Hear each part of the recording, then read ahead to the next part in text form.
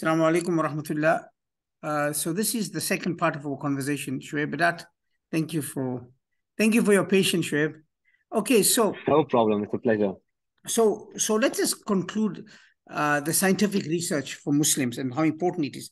So I'd like to quote something here from I think it was Maryam Jamila, who said Islam encourages man to undertake scientific research in order for him to understand the universe and feel the mystery of creation, and eventually his quest for knowledge approaches the adoration of the Creator. Because true knowledge takes a man or woman out of the love of his self and carries him towards the love of his Creator, to whom he owes the very existence of his self. The truth is that all search for knowledge is essentially a form of prayer. And the scientific observer of nature, like you as a scientist, it's a kind of mystic seeker in the act of prayer. And that's very important for us to understand. That is all encompasses deen. Islam is a way of life. Islam is not, so it encompasses everything. And of course, Allah is asking, see, we know of the sunnah of the Prophet, but we don't, or we overlook, or we don't know of sunnatullah, of Allah's sunnah, Allah's way. And like as you were speaking about gravity and quantum physics and all of that, that's all the sunnatullah. This is what you are. You are the mystic seeker of uncovering sunnatullah, of uncovering Allah's way. And this is a form of ibadah. So if there's anything you want to conclude the conversation with? No, definitely. I can give from a personal account, be it anecdotal, that the more you learn about the creation, like, for example, if you go into light and you actually understand what light is, the topic is so huge and so broad. And scientists have these debates about what actually is going on a very simple thing like Noor, and understanding how we have something called time dilation, where time will act differently based on objects' gravity and based on their speed. And this is mentioned in the Quran. I mean, the Quran mentions how a day in the afterlife is different to a day now, right? And how angels travel when they are, the time is working differently. The person 1400 years ago, time was time, right? So what are you talking about? A day is a day. But now we realize and we come across these things where what the previous nations thought was fixed is not, and it's variable. And the Quran mentions it. So when you understand nature, every time you delve deeper, your respect and the integrity or the esteem assigned by your mind to the Creator keeps on increasing because you know and understand all these things Allah Ta'ala has done. And so you become more and more humble in front of your Creator. Alhamdulillah. Alhamdulillah. Okay, so the next topic of discussion is the moral decay of society created by the normalization of the immoral. So if you want to proceed. Yes. So that's a very important point, and it's something that I think everyone has seen around us. If you look at how movies have changed over the years, where you'd have, before, people holding hands or giving a light kiss was to be something very extreme, and now you have fornication occurring in mainstream media, and people find, having multiple partners before marriage a norm, and how the dressing has gone and changed over and over again to what is an acceptable standard. I was reading an article the other day that Belgium has now approved for both men and women to go to public pools topless. And so that's what's happened in society. And the problem is there's this big paradox that exists. People say we're going towards science and we're becoming more and more, enlightened in the modern age. And then you have all this hedonistic behavior. And how is it justified? And what's actually happening is there's a war against faith. Things are okay, even if they have no scientific backing, as long as it goes against faith. And I'll explain what I mean by that. If you look at the adultery that happens in the modern world, we know, for example, this goes into a later topic, that 68% of teen suicides occur in fatherless homes, right? If you look at the US stats, false paternity, which is a phenomenon where a mother and father raise a child, and the father thinks that child is his child, but it's not his child. The mother had an affair. The rate in the US is 1 in 3. 1 in 3 families have the situation going on. Now, that is a huge injustice. But you have, intermingling between the sexes. the wife being friends with the husband's friends, them getting social. It's all normal. It's all okay because we are now enlightened. But there's a definite moral decay, and scientifically, we have quantified the issue. We've seen how it's led to more people in juvenile delinquent situations. We know that when the father is absent from the home, the chances of kids going into criminality increases by huge amounts. And we've quantified this, but still there's no focus on the modern or the conventional family structure. The entire structure is broken apart. You have homes now where you have like 4 parents running the home because 2 parents are gender fluid. And this is not things that I'm talking about that only exist in the extreme places like Amsterdam. It happens here in Cape Town, South Africa. You have families that I've met that will have 3 parents running the home. 1 parent is gender fluid, right? And 1 is bisexual, right? You'll have these situations occurring and they'll put it across as if they enlighten, they beyond the archaic thinking of religion. But if you look at the statistics, it's only leading to worse results. And the problem is that the ulama or the scholars of the time are not addressing these topics from an academic perspective, right? Because there's a reason behind everything. There was a reason behind Allah Ta'ala's laws. And there is a reason, of course, for the day of Qiyamah. But they are not pushing the logic behind the idea. They are just pushing the idea. And if that's the case, people will always go and default to their nafs, to their desires. Absolutely.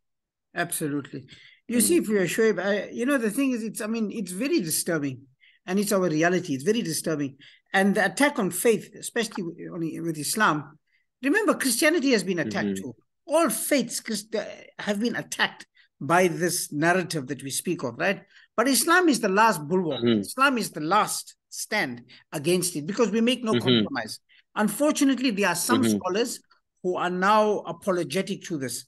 I had a conversation about homosexuality with a scholar, and he's like very apologetic, Muslim scholar, very apologetic. And I said, but it's haram. He said, but where does it say it's haram? I said, well, the story of Lut. The story of Lut. He said, no, but that's rape. Allah was chastising them but can you see? So there's definitely a danger inside the camp, so to speak. Yes. But anyway, regarding the scholars, the scholars are not equipped, and nor do they have the tools. They were not trained. See, they were not trained in this. And so we don't blame them because they were not trained in this. But that is why we need a whole new scholarship now that includes this. So I'm reading the book from Ahmed Tutunji, Lessons from My Life. Ahmed Tutunji, he's one of he holds a PhD in petroleum engineering from Pennsylvania State University. He has devoted much of his life and energy to international volunteer work, focusing on community. He was the president of the MSA in America. He created the MSA with Ismail Farouki and a few others. And, so one of the things regarding scholars, and this is what he says, how will you choose the scholars who will be the vanguard carrying the great intellectual responsibility and its heavy burden? What qualifications will be possessed by those who will carry the intellectual banner, who will work to achieve its goals, and who will commit to its principles and achieving its objectives? It is very hard to find in Muslim societies intellectuals who simultaneously possess both Islamic religious knowledge and contemporary modern knowledge. We need scholars who comprehend the intellectual legacy in its entirety and who are able to carry the responsibility on their shoulders. These responsibilities include development, upliftment, and social justice, but it goes on and on and on. So there's definitely a new type of learning and embracing of all of this. And remember, if you say Allah does, if you are dividing dini talim and secular, then what you are saying that Allah does not exist there. Allah does not exist in science. Allah does not exist in maths. Allah does not exist in that knowledge. Then you're committing kufr on Allah. But anyway, so the moral decay of society, and you have that force in the modern world. You have that force in the modern world where you have people who are Muslims who will believe in the Islamic stuff when they come to the mosque, but when they go into the modern world, they'll be accepting of all these ideas of homosexuality. They'll be hugging, female staff members. Well, there's no backbone. They sort of don't. Brother, there's no spine, no backbone. If you fall for everything, then you have no backbone. You see, this is the thing about Muslims. We must be unapologetic in our approach. Certain things remain strong. So the thing about the moral decay and the normalization of it and the attack on faith, if you look at Islam, they attack our woman. They attack the hijab. They attack the dressing of the woman. They attack polygamy. Polygamy is attacked on. Why? Because a Muslim man has got 2 wives or 3 wives or 4 wives is attacked on. But it's okay to be a homosexual. It's okay to be transgender. It's okay to have affairs. So these things need to be addressed. Shoaib, is that can we move on to the next one? Do you want to move on to the next? Yes, there's a lot more to say on that, but time doesn't permit, so we'll go to the next one. Oh, do you want to say more on it? Do you want to say if you can mention a few more things? There's a lot of things just to points to highlight, and that's that. Okay. Again, morals are only wrong by the world if the morals are based in religion. For example, the hijab, what you just mentioned. Sure. The hijab is something that we say is part of the concealed parts of the woman. Sure. And the modern world have concealed parts of the woman. If a woman has to walk around in America with no clothes on, she'll get a fine, she'll get arrested, right? Sure. Because there's a boundary. Because we have a different boundary, right? You cannot chastise us. Our boundary is just different. We all have a boundary, and our boundary is a bit different. Absolutely. And so why is that something that's being looked at as oppression, right? But the woman that doesn't want to wear pants and can't walk around with no pants, that's not oppression. Oh. There's a need for it in society. You can't deny the need. And with homosexuality, for example, if it's 2 people consenting, it's fine. Okay, what about a mother and a son? Is that fine if it's consenting? Sure. Their ideologies and their solutions and responses only ever work in isolation. If you have to take any response to justify, immorality, affairs, homosexuality, and apply it to the whole of society, it'll never work, it'll never stand, right? Because it's not a law that's there that's meant to sustain society. Anyway, we can move on from there, inshallah. And even polygamy is frowned upon, but it's a part of our heritage. It is the custom, it is the tradition of the prophets. And let us be unapologetic about that as well. Okay, so Shoaib, so the other topic, little focus on the Quran. There's little focus. Even in the sermons we're either hearing the hadith, constantly the hadith, alhamdulillah, but there's no Quran, or we're hearing stories of this one and that one had a dream, and there's absolutely no relation to our life and our existence that we live in. That was sitting somewhere in that village, he had a dream somewhere next to, sleeping under a tree. We don't care. My point is, Shoaib, there's a disconnection with the Quran from the youth. So elaborate on that, Shoaib. Yeah, so I'll explain this. It's a very, very simple issue to understand, but people that are in it, it's difficult for them to think out the box. The problem is the idea among the youth is that the Quran, even to read it in English, is not allowed because it's only for the scholars, right? To read it in English, okay. So if the scholars, you mustn't read it in English, according to the youth. You must listen to the scholars and get their view on it. So what they've done is they've monopolized deen, right? Now, the reason that's an issue, if, for example, there was evidence to say, no, the Quran is only for scholars, and that you must get the view and opinion from scholars, I'll say I'll accept it.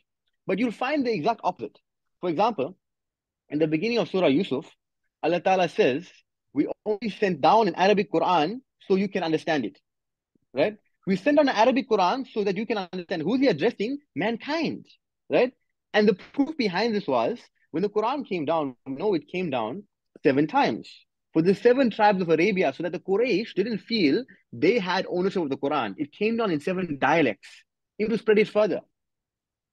The problem behind the idea you must only get the Quranic knowledge from ulama is when you look at the hadith, authentic hadith, it speaks about the concept of ulama su, right? The ulama su are wicked ulama. It says towards the end times, the learned, the ulama of the time, will be the most wicked amongst all people. So if you're now monopolizing dini knowledge to only the ulama, and you're casting aside the book of wisdom and the book that came down for a guidance for mankind, the book that came down to provide clarity in matters which you disagree, these are all descriptions of the Quran in the Quran. What you are is now in a very dangerous situation, because you are trusting a group.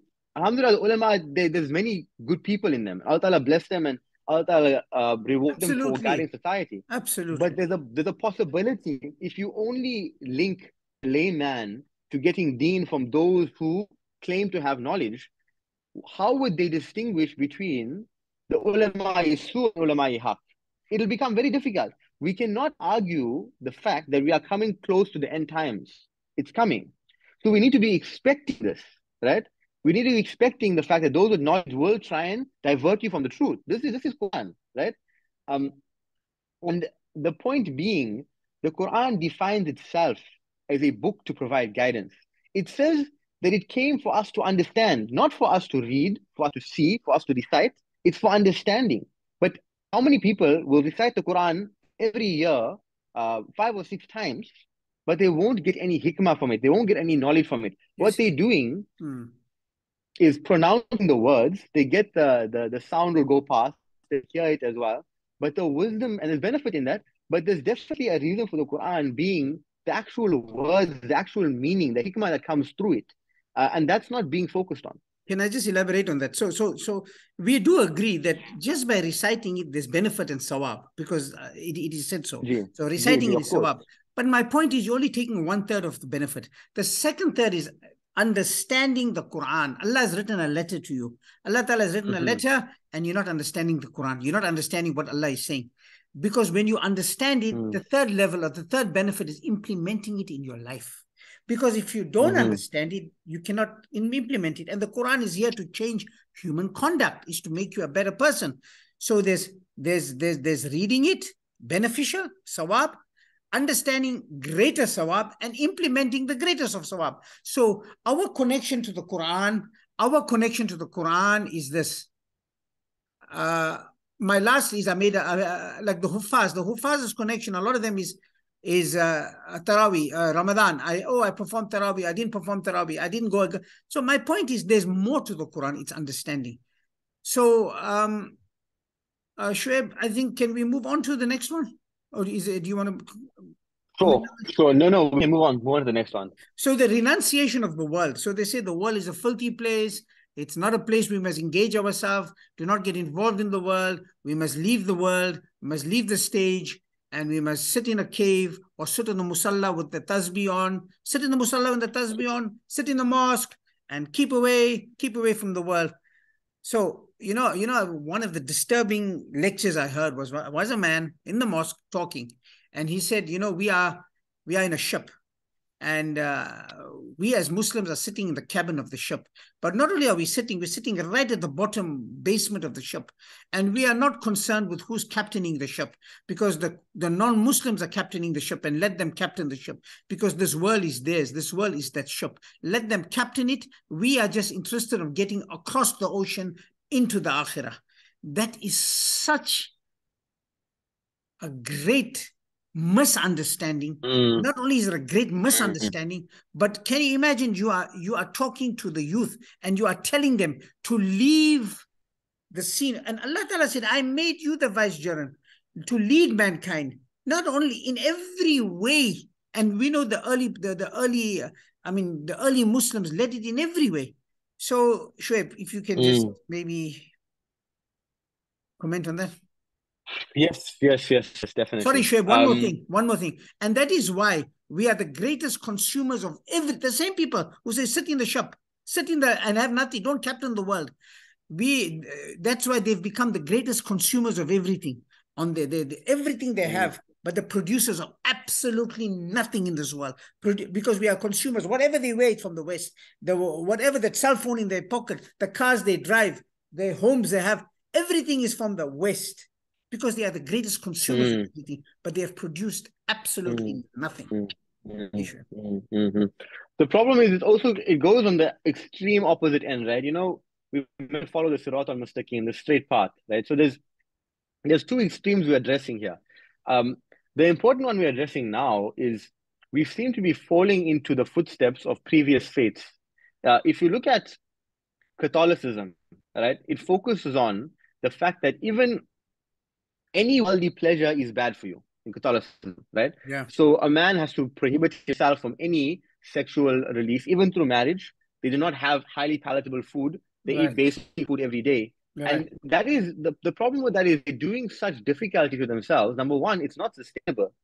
And number two, it's not what Allah Ta'ala wants in any way. It's not the description Allah Ta'ala wants. And we know this because the Sahaba and the Prophets were people who lived in the world. Even the best of example of people lived in the world and did things. There's this hadith where the Prophet ﷺ shook the hand of man and his hand was very rough. And he asked him, what happened to your hand? So he described his work was very laborious. He used to be very physical in his work and he was very out in the field. And so that's why his hands were rough. And the Prophet ﷺ said, the hands of a person who works so hard to feed his family will never touch the fire of Jahannam. Now that was showing that work in this world, in dunya, benefited him in the akhirat. So it's not just sitting on the musalla and doing nothing. The other example of this, which is quite apt for our discussion in general, is the fact that the Prophet ﷺ said in authentic hadith that the superiority of an alim over an abid, right? So an alim, someone who continuously tries to acquire knowledge, over an abid, someone who continuously worships all the time, is like the superiority of Muhammad ﷺ over the lowest amongst the Sahaba. Now just think about that difference. A person that's seeking knowledge over a person that's continuously doing ibadat. You'd think the person that's doing ibadat all the time in prayer would be superior, right? Because the one that's seeking knowledge has to study and reason and rationalize, doing all these things we call dunya. But the superiority is the person that's acquiring knowledge is like Muhammad ﷺ over the lowest among the Sahaba. That's the comparison given there. And if you look at the history of Islam, there was definitely warfare that existed. There was warfare, there was jihad. And when jihad happened and they wanted to win a war, the advice wasn't, just sit in the musalla and make dua, and when the war happens, we'll just win. That was never the mechanism that was done. We dug a trench. The fact that we dug a trench and we set up parameters and tactics to conquer means we have to be involved in the world. We have to understand these mechanisms. Through that, we were able to spread. Can I just add to that? There was one man who said, we don't need to learn self-defense, because I'm a martial arts instructor, so for those who don't know, I teach martial arts. And so he says, we don't need to learn self-defense or firearms or anything because I have a miswak. Because he's using one hadith or something to that effect where they use the miswak. But my point is, can you see the level of, I don't know what to say, the level of ignorance that they have? Because if that's the case, the Prophet ﷺ would have not have prepared, would have not lost his tooth in Uhud, would have not fought other. Hazrat Umar radiallahu ta'ala, what do you want to know about him? While he was reading namaz, he says Hazrat Umar says a man must be able to mount a horse in full gallop. Honestly. And then if you look at the sunnah of the Prophet and the ways of the Sahaba, Shoaib, our scholars, our youth, we as Muslims, we have these big bellies. We have this embarrassment. So unfit. Yet we speak of the sunnah of the Prophet. I recall you saying something about Hazrat Umar and when you saw something about a guy with a big belly. Do you just want to finish that conversation? Yes. Yeah. I was actually just Googling the exact, getting the source on the exact hadith on that. Or narration of that. But essentially there was a man who approached him with a big belly. And he said, definitely this is a curse from Allah Ta'ala because no believer should ever look this way. And Muhammad ﷺ himself said, there is no vessel that the son of Adam fills that is worse than his stomach. It is sufficient for him to have a few morsels of food and thrive, right? So there's so much to that, and we're only taking deen in isolation. This overconsumption, as you say, is un-Islamic. So, to be unfit and not prepared for any physical altercation is not a position a believer should ever be in. Shoaib, you've got 2-3 minutes, right? So when you said, I remember having this discussion with you, he says, we pick on the sins that we are not weak towards. Number one, we take what suits us Islamically. So you want to encapsulate that conversation that we had previously? Oh, one more time. You cut off. So we spoke about the last time you and I spoke. You said, we take deen, religion, what suits us. So obviously, it doesn't suit us to keep fit because we don't have the discipline for that. But we'll speak of other things, and that is where our deen revolves around. And also sin. We pick on others' sin because it is not the same weaknesses we have. So Yes, correct. That's something you'll find very, very apparent. That we judge sins that we aren't inclined towards, right? So the person that is rich will judge the poor man for stealing. The person that's poor will judge the rich man for interest. The person that is, commits multiple sexual acts out of marriage will look at the person that's homosexual and worse than him. And this constant comparison about those that are worse because it seems to internally make us feel better about our own wrongs. yeah, And don't condemn the wrong that we are inclined towards. For right. example, people that love food and are constantly eating won't look at this as a sin. But I mean, if you look at it, the proof behind gluttony being forbidden in Islam is much stronger than even the proof behind music being haram. But you won't hear gluttony being spoken about in the masjid. Why is that so? It's Absolutely. never mentioned because there'll be multiple figures that are overweight and they don't want to insult anyone or embarrass anyone, and they'll stay away from it. But it's part of our faith. Sure. Okay, Shoaib, we have 3 minutes. So I wanted to speak about feminism, Western feminism in particular, and its influence on our Muslim girls, the emasculation of men, our youth. I think this will be for another discussion, another time, right? So Western feminism, its influence on our girls, the emasculation of our Muslim men, all right? No culture of reading and learning amongst us. What does the Sunnah mean? When we speak of Sunnah, what does it actually mean? What does the Sunnah mean when we speak of Sunnah? So these are the things that we leave for the next conversation, inshallah. So we'll arrange a time for the third. Okay, Shoaib, is there anything you want to, closing statement? Any closing? Jazakallah so much for the opportunity. Any closing, any message to the youth that are listening to the Shoaib? You have a minute. If I could give a message to the youth, it would be to not stray away from knowledge, especially knowledge of the Quran, and not to be afraid of the modern world. To approach it from a position of strength, to approach it from a position of deen, and to know that those that understand faith and understand the secular world will tell you that there's no paradox between the two. That'd be my message to the youth, inshallah. Jazakallah, Shoaib. Jazakallah so much for the opportunity. Thank you, my nephew. It was lovely. Thank you. Jazakallah. I'll see you soon, inshallah. Assalamu alaikum. Inshallah. Salam.